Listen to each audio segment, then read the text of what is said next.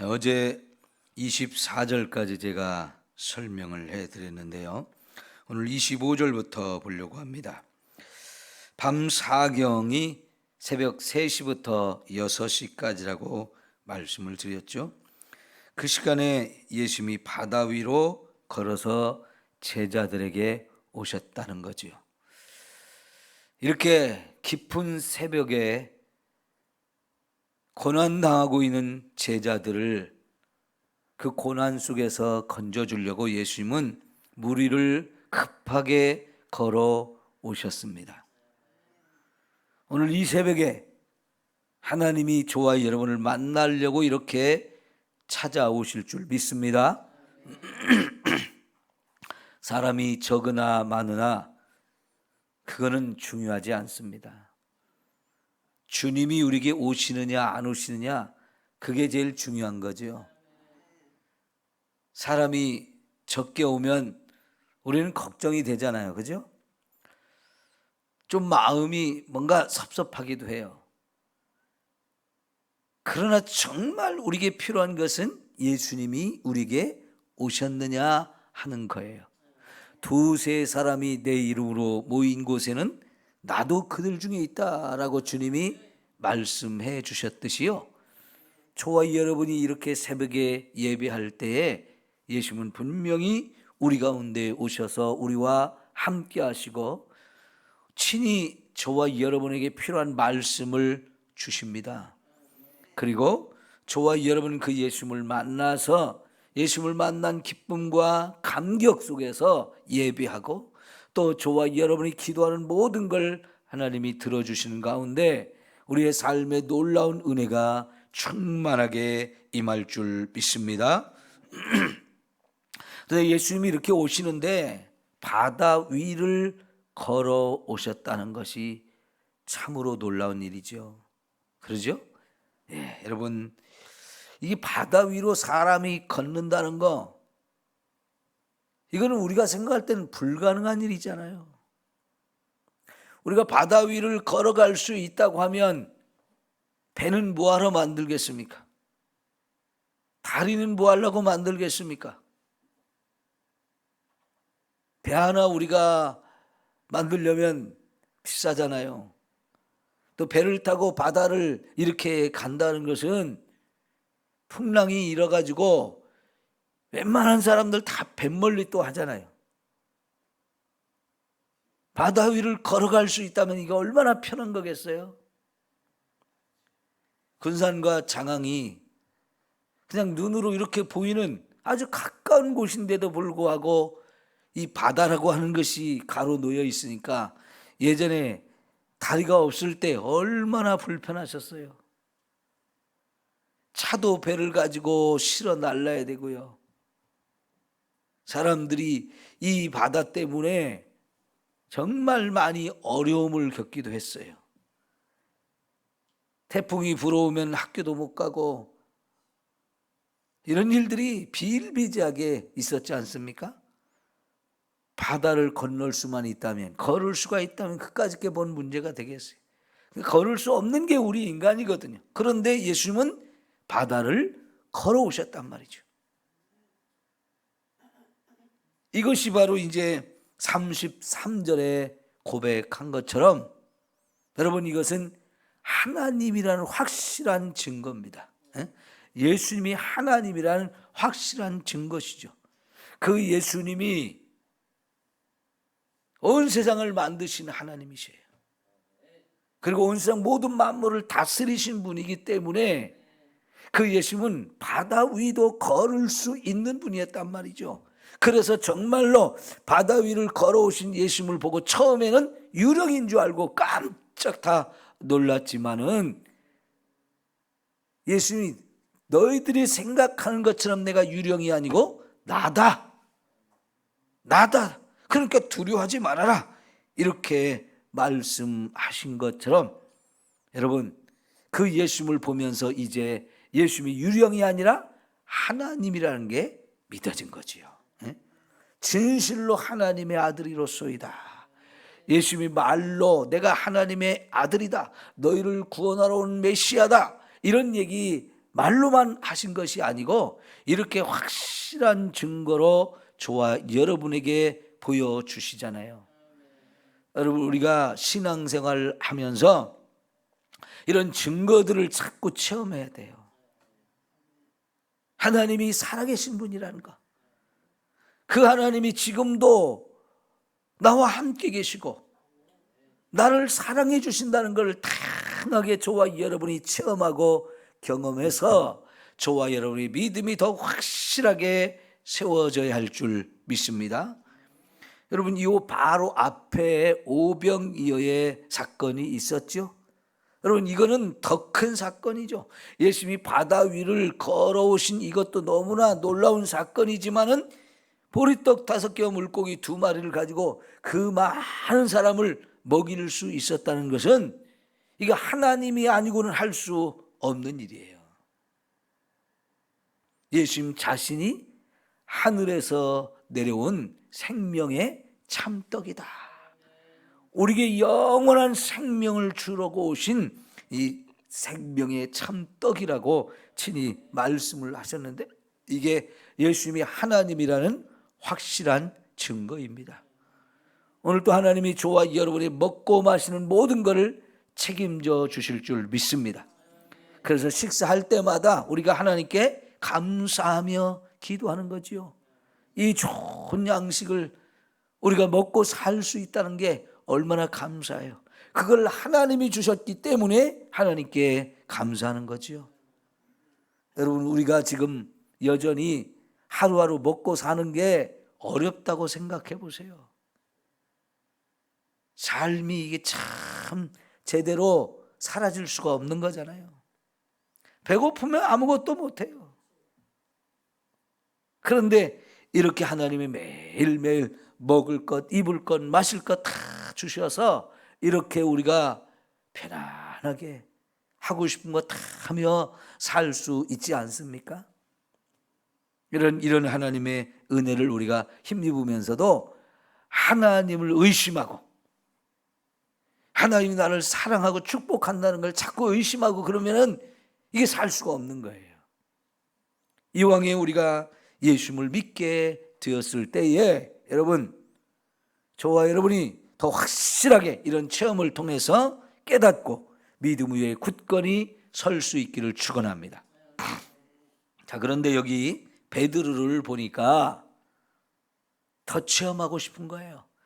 예수님이 무리를 걸은 것처럼 나도 무리를 걷고 싶다. 여러분, 이런 욕심은 저와 여러분이 다 가졌으면 좋겠어요. 그런데 배 안에 타고 있던 사람이 베드로 한 사람만은 아니잖아요. 다른 제자들도 다 있었는데 그 제자들은 이런 마음을 못 가져요. 그죠? 근데 베드로는요, 예수님이 무리를 걷는 걸 보면서 너무 신기하고 너무 놀라운데 나도 그렇게 해봤으면 좋겠다. 예수님, 나도 걷고 싶습니다. 너 와라. 그러니까 진짜 베드로가 물 위에 배에서 물 위로 내렸는데 놀랍게도 베드로도 물 위에 설 수 있게 되었습니다. 여러분, 왜 꼭 베드로만 이런 체험을 해야 되는 거예요? 저와 여러분도 이런 체험을 하게 해달라고 기도하면 안 되나요? 다른 제자들은 이런 욕심이 없었어요. 여러분, 우리는 사모해야 됩니다. 하나님의 은혜를 더 많이 알고 싶고 하나님의 이런 놀라운 은혜와 능력을 체험하고 싶은 사모함이, 갈급함이 저와 여러분에게 있어야 돼요. 그래서 남들은 못하더라도 나는 더 이런 것들을 체험하면서 손해요, 이익이에요? 당연히 저와 여러분에게 엄청난 은혜를 가져다주는 놀라운 사건이잖아요.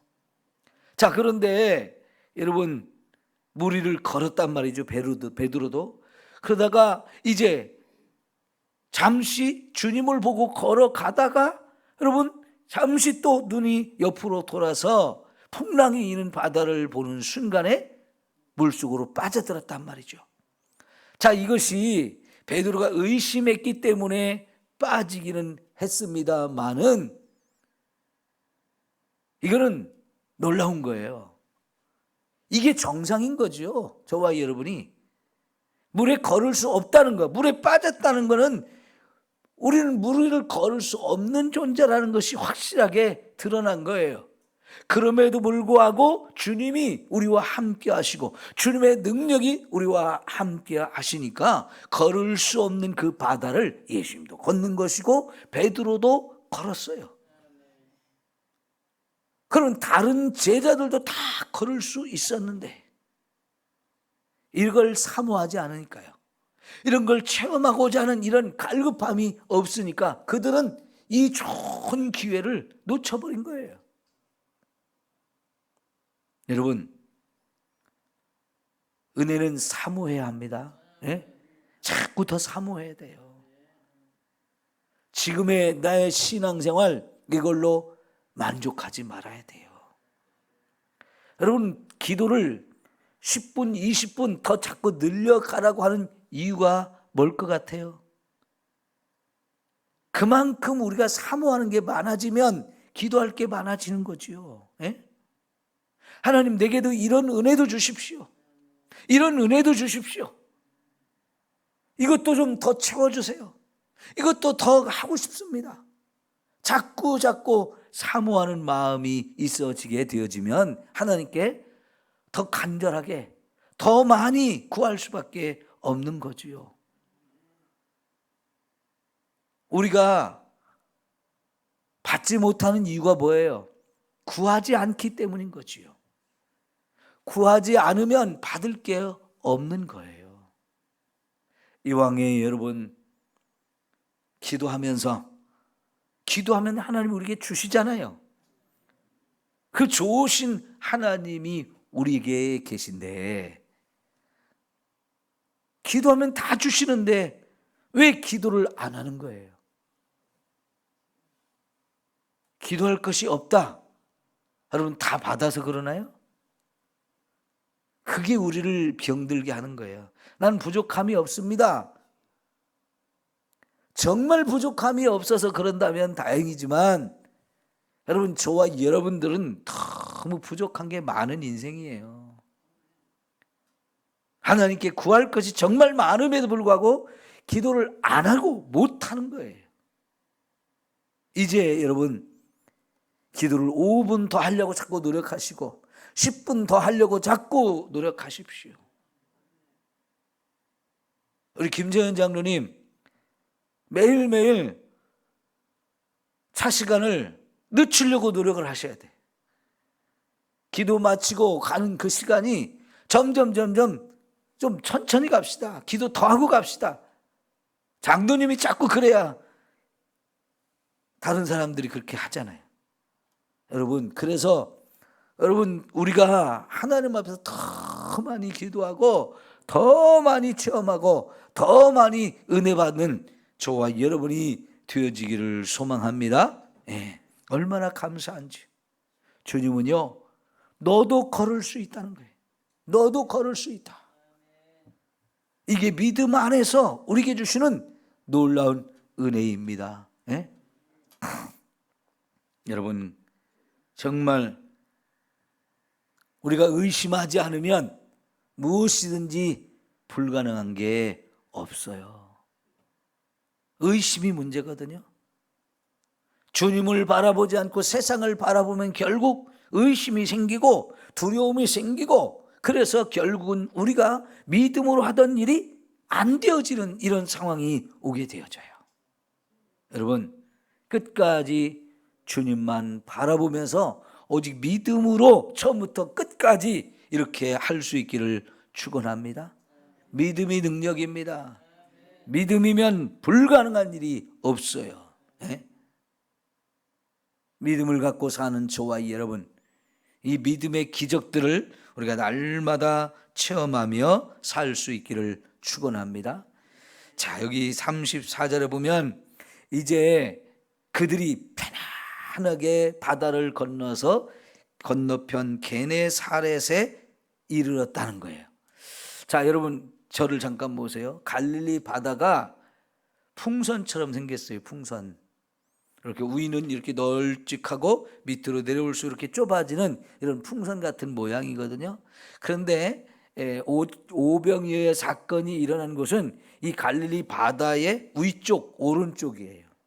그런데 여기서 배를 타고 밤에 어디까지 갔느냐면 왼쪽 그 위쪽 여기로 간 거예요. 그러니까 완전히 이 바다를 가로질러서 그냥 한가운데 가로질러서 저쪽 끝에까지 가게 된 거거든요. 자, 그랬을 때 요 게네사렛 거기는 이제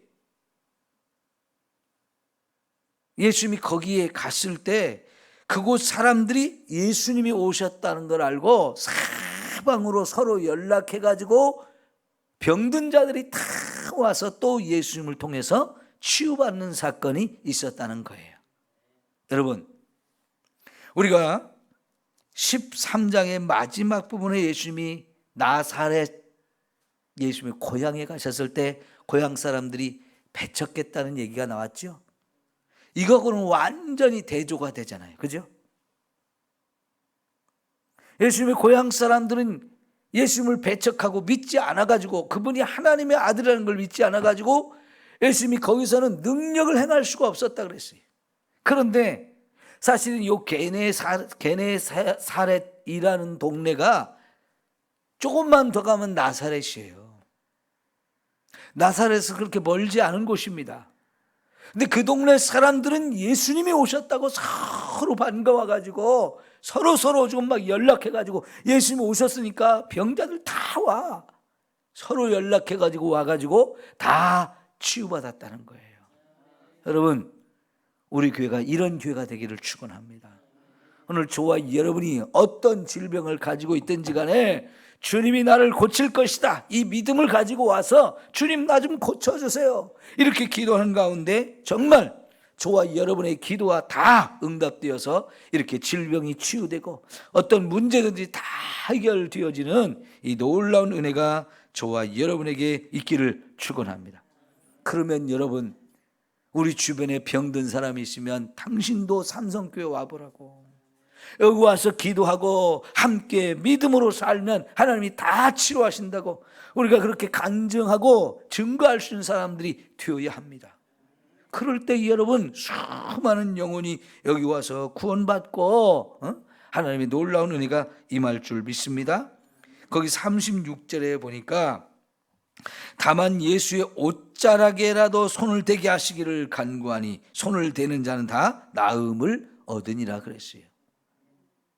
예수님이 손대 주셔도 낫지만 우리가 예수님의 옷자락을 만지기만 해도 우리의 병이 낫는다는 것이요. 여러분, 이게 예수님의 옷에라도 손을 대가지고 내 병이 낫고자 하는 그게 얼마나 간절한 거예요. 그죠?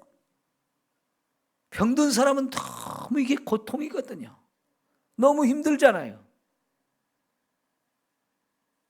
그럴 때 예수님 나 좀 고쳐주세요 하는 이 간절함이 얼마나 간절해요. 우리 정말 그렇게 주님이 우리를 고칠 수 있는 이 믿음을 갖고 간절하게 기도해서 저와 여러분을 힘들게 하는 모든 질병이 다 치유되고 정말 건강하게 살아갈 수 있기를 축원합니다. 기도합니다.